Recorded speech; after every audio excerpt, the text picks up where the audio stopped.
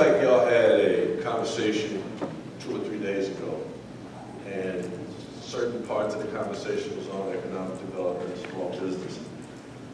And I think that part of what that conversation does is allows us to be able to peek into who y'all are a little bit. And so we're hoping to be able to do a little bit more of that today. And so the first question is a very fundamental question. We're going to start with John Braddock, go all the way down. It's a yes or no question. Have you read the disparity study? I have.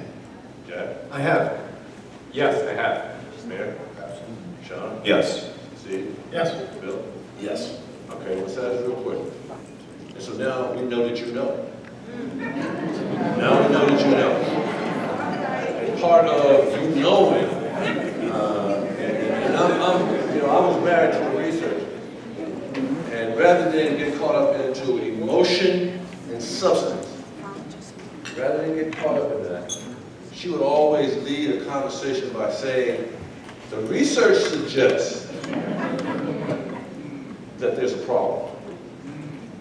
The research suggests that there's a whole lot of work that needs to be done. The research suggests that if you don't have a seat at the table, do not be frustrated, pull up a lawn chair. The research suggests that if one of you becomes governor of New Jersey, then there's a great expectation. That expectation takes into consideration a Shakespearean quote, to be or not to be. That is the question. And I'm saying from the black community, that is not the question. The question is being more. If you're going to be governor of this state, you're going to have to be more than the last governors have been, because history suggests that they may not have done due diligence, they may not have done justice to folks who look like us. And so having said that, please share with the audience your knowledge of either the public procurement policies or your awareness of how they are utilized in your community. And if you had the opportunity, what would you change? All right, I'll read it again. Please share with your audience the knowledge of either the public procurement policies and your awareness of how they are utilized in your community. And if you had the opportunity, what would you change and why? We'll start with Bill Spady. Well, first of all, thank you for that question. I think you're right. The data shows that... And you have 3 minutes, Bill. Just want to make sure you know. Is it not 5, right? No. Just shout out traffic and weather and I'll stop talking. So I think what we're lacking in this state is that we try to check boxes. We try to check boxes to show that we have reached out to certain communities. And it's very easy to apply a label, skin color, or other, to a business owner. I think what we have to look at, when we're talking about procurement, we have to look at a couple of things. Number one, the quality of the company that we're contracting with, the delivery of services to the citizens of this state. And there are so many companies out here that are overlooked. Part of the reason that a lot of our companies are overlooked is, again, it's back to the root cause. We have a failing education system. We need to have choice in education. We need to empower our parents. We have too many kids in our state who are pushed toward a 4-year degree, and those that don't go and get that are shamed. We have money being thrown at our public institutions, but we're not getting the result. How is it possible? How is it possible that we have $33 billion in real estate taxes and more than half, up to 70% in some towns going toward education, yet 6 out of 10 kids can't read or do math at grade level? We have a crisis. What we need is to encourage entrepreneurship. We ought to be talking about internships in 7th and 8th grade and in high school to get kids to learn real trade skills, move away from that stigma that you have to go to college. It starts with our children, and it moves to our moms and dads who have to be empowered to have choice in education. The money should follow the children. So if we go to a spot where we say we are just going to arbitrarily check the boxes, black-owned, women-owned, we're going to have the same problem we've always had. Those who have the backroom influence will get their guys the contracts and the jobs. We need to have a fair procurement process that evaluates companies on the quality of the work that they do, the character of the people that are leading it. We have to move away from the lawyers and the lobbyists who promote their favorites, and it all goes back to campaign contributions and all those politically connected firms and friends.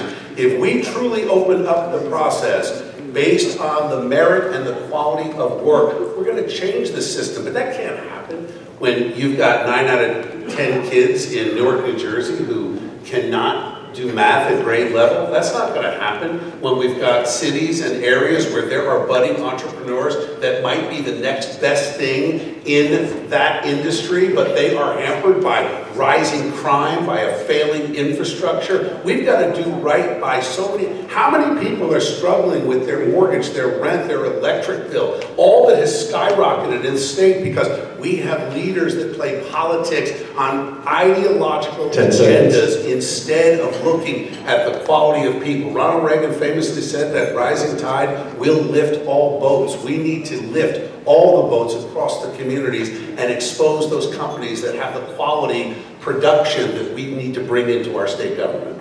Thank you.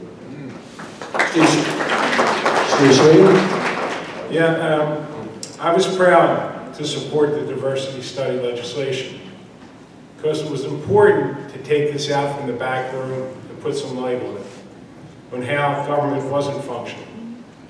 Now, I can tell you the biggest problem with the state's procurement process is it's broken, and it's broken in a big way.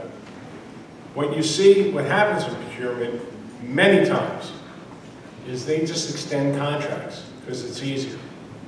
They just extend them. They don't go out to bid. There's no competition. You know what happens when you don't check? You pay too much. So, number one, I would blow up the system, to be honest with you. People talk about that. But clearly it's not working for this community. And then figure out, working with the chamber, where are the barriers? What are the problems? Why isn't it working? Because you could give me the answers. Sometimes it's just the process is too expensive. You know, what you have to do to bid a project, you know, time is money, right? We realize that. Time is money. So making it so it can be more affordable and easier to bid. But a lot of times, you know, you'll hear me say this later too, is sometimes it's bonding. The access to bonds keep you out from getting business, to actually go after the business. So you need to come up with a process that is more streamlined and easier and quicker because it's going to save taxpayers money too. Because the faster the process, the more streamlined it is, the better the price is. So we need to change the way we do things in New Jersey, and people say that that data is old data. Has it gotten any better? So it doesn't matter how old it is. It is what it is. And what it is not working. And as I heard from the previous panel, there's a lot of people in this room pay taxes, just like I do. And they should have the same opportunity to compete for work projects, bid projects, than anyone else. So, again, I'm thrilled to be here today. I'm not going to use all my time so that I'll spare you from falling asleep. Thank you. Sean Spilman. Yeah, thank you. Listen, as I sit here and I listen to the two answers, I got to say, certainly I'm somewhat frustrated. Certainly, very frustrated by the first answers that I heard, and certainly appreciate the Senate President, some of the things he said. But when you sit in this room and you look at that disparity study, and you see right now that you are not getting the opportunity to not only bid on contracts or get contracts, I ask you, do you think you've been well educated enough? Do you think you've had opportunity to learn and to know enough to have an understanding of your business and your expertise? It's insulting. Folks, the problem is with this system. The problem is with this system, right? And when we talk right now about a system where above our threshold, right, the $44,000 threshold, you've got to have your request for your proposals. Well, what are people looking at, right? People are looking at to the Senate President's point, how much bonding can you get? What other projects have you done? You know, what are the sizes? Give us your examples. Well, you know who's done all those projects before? Majority white, male-owned businesses. And when you keep asking the same questions on the same forums, you're going to get the same responses, and you're going to pick the same people. That's what's happening.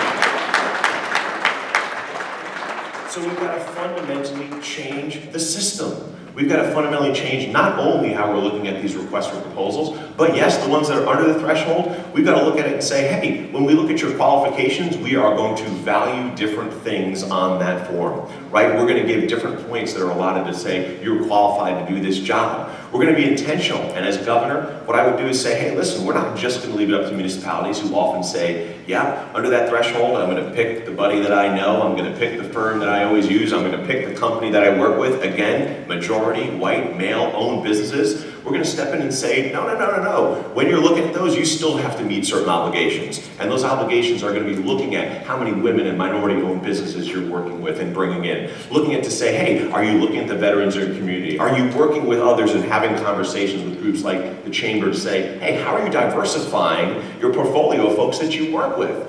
These are the ways we change the system. And when we focus on that, we can move away from somehow it's you to blame, right? We're the ones to blame in this, to here's how we change that system. Because I appreciate the disparity study, but I can tell you as a black man growing up in this country, you didn't need any study to tell me what that thing says, right? We all know what the reality is right now. And we've got to do something about it. Well, it's interesting. It's interesting that you raised that point, because before the mayor spoke, I was about to say, we didn't need the disparity study. We already know that there's been disparate activity and behavior historically. But the question is, if you don't have the disparity study, you have not the material to make a case for your position. And a case from a fundraising perspective, from a business perspective, from an intelligent perspective, has to be made, or folks can just dismiss you because there's no data. Mayor? So first I want to thank Mayor Spiller. I thanked him at the last panel before because it looks like Spady has learned a little bit not to just say he's going to get rid of diversity and equity and inclusion. He knows how to do it now in a different way. To say he's going to get rid of diversity, equity, and inclusion, without actually saying that. So I appreciate that for sure. Don't worry, Mayor, I'll say the truth, and it is true, but thank you for pointing that out. Definitely. The reality is we have to do a disparity study by law. You have to do it because these people don't believe they discriminated against us. The first person to ever do it was Douglas Wilder, who was the first African-American governor of this country. He did it. He used to be the mayor of Richmond, and he became the governor of Virginia. He did it because he wanted to diversify procurement and make sure business was going out, the state's dollar was going out to black, brown, and women businesses. They said, don't believe your lying eyes, and made them do a disparity study. And as a result, everybody has to do a disparity study. One, we need a procurement diversity officer.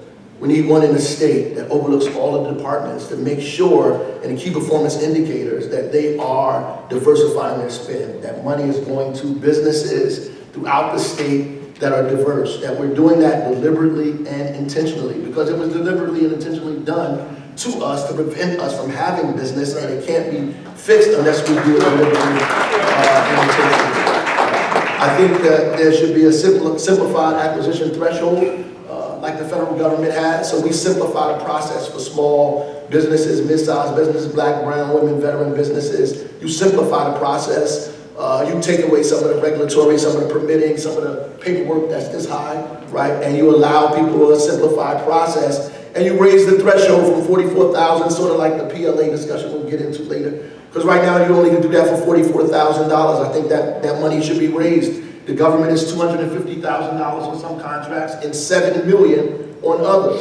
During COVID, they raised it from $250,000 to $750,000 to $13 million. So that needs to be changed statewide so municipal government and state government can do business with small contractors, small developers without taking them through this process. We also need capital.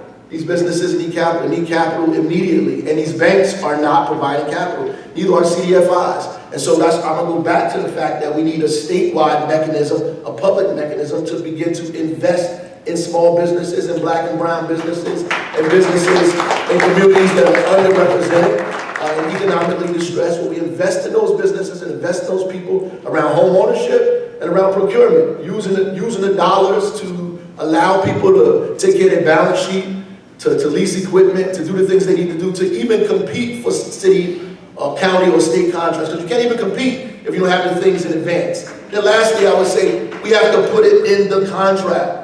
And going back to one thing I do agree with Spady, what he said, is that, you know, we should go by what people have done. In Newark, in the last 4 years, we have invested $200 million in black, brown, and women's businesses. Right now, already. So, All right. Mayor Foley? Yeah, I want to build on that a little bit because I think mayors have a different and unique perspective on this. I think when you have 565 municipalities in New Jersey, the biggest opportunity for growth, particularly around minority communities, are in municipalities. We talk a lot about controlling costs and unfunded mandates. I think the governor needs to allocate money so that all those municipalities do complete a disparity study.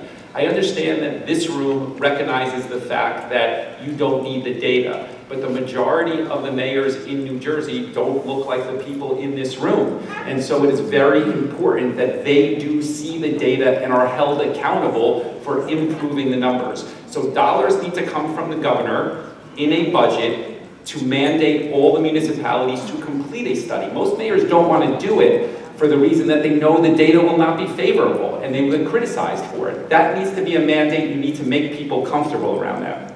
Number two is, I do agree on the procurement process. People get comfortable in that route of who they know, and there needs to be requirements around solicitation of additional bids. We require in Jersey City 3 bids for every single thing. Directors pushed back because they said it slows down government.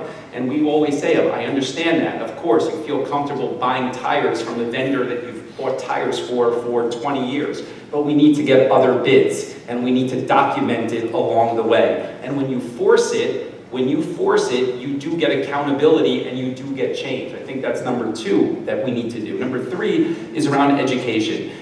There's a lot of businesses in this room that just frankly don't have the resources to chase government contracts day in and day out. It is a lot of work to do that. It is a lot of work to be aware about that. And I think that the state and local government can both do a better job of facilitating that conversation on behalf of smaller businesses so that they have the opportunity to grow. I think those 3 things are concrete steps that we can do. I am done, but somebody was clapping, I like that.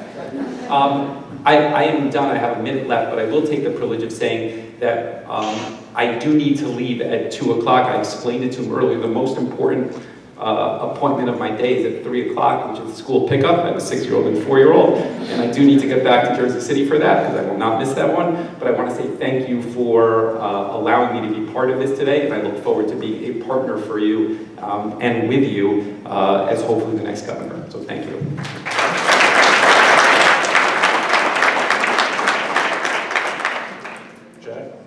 The disparity study only confirmed what we already knew. So yes, the research does suggest, but the research also confirmed that minority-owned businesses are not getting their fair share of state governments. Every single minority-owned business owner I've spoken with that does business in New Jersey and New York says the exact same thing, that the procurement process is so much better in New York. And so one thing that I always bring up whenever people come to me with a challenge, a problem, an issue in New Jersey, I always ask, what are other states doing? Okay? Usually, if you think you've got a great idea, you haven't done the research, somebody else has already come up with it. So, and you know, last week at the Diversity Business Council, there was a chart up on the screen that showed there is no disparity, per se, in New York with regard to minority-owned businesses getting their fair share of state contracts. And so, what frustrates the hell out of me is that Phil Murphy, by executive order, as a result of the disparity study, can put in executive orders today that change the procurement process, and yet he hasn't done it. And so, with all due respect to Steve, what I would say is I don't think I want to ask all 564 towns to do their own disparity study.